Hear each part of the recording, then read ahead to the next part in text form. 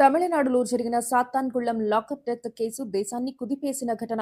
ఆ కేసులో న్యాయం జరిగేలా చేసిన కీలక పేరు హెడ్ కానిస్టేబుల్ రేవతి. ఒక పోలీస్ స్టేషన్లో జరిగిన దారుణం, అది బయటకు రాకూడదనే ఒత్తిడి, సాక్ష్యాలను తుడిచేయాలనే ప్రయత్నాలు, ఇవి అన్నీ ఉన్నా ఒక వ్యక్తి మాత్రం మౌనంగా ఉండలేదు. ఆమె రేవతి.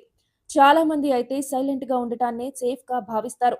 కానీ రేవతి అలాంటి మార్గాన్ని ఎంచుకోలేదు. ఆమెది కేవలం డ్యూటీ కాదు, తన కళ్ల ముందే జరిగిన అన్యాయానికి స్పందించాల్సిన బాధ్యత. తోటి పోలీసులు ఒకవైపు, పై అధికారుల ఒత్తిడి ఒకవైపు. ఇలాంటి పరిస్థితుల్లో నిజం కోసం నిలబడటం చిన్న విషయం కాదు. కానీ రేవతి వెనక్కి తగ్గలేదు. మెజిస్ట్రేట్ ముందు ఆమె చెప్పిన ప్రతి మాట కేసు దిశనే మార్చేసింది. పోలీసులు స్టేషన్ను శుభ్రం చేసి సాక్ష్యాలను తుడిచివేసిన గోడల మూలల్లో, టేబుళ్ల కింద మిగిలిన రక్తపు మరకలను గుర్తించింది ఆమె. ఆ రక్తపు చుక్కలి నిందితుల నేరాన్ని శాస్త్రీయంగా నిరూపించడంలో కీలకంగా మారాయి. సీసీటీవీ ఫుటేజ్ను మాయం చేసిన ఆమె తన జ్ఞాపకాలతో ప్రతి సంఘటనను పూసగుచ్చినట్లు వివరించింది. ఆమె చెప్పిన విషయాలే దర్యాప్తుకు దిక్సూచి అయ్యాయి. అదే వ్యవస్థలో ఉండి అదే వ్యవస్థకు వ్యతిరేకంగా నిజం చెప్పడం ఇది సాధారణ విషయం కాదు. అయినా రేవతి వెనక్కి తగ్గలేదు. ఆమె ధైర్యం వల్లే కేసు బలపడింది.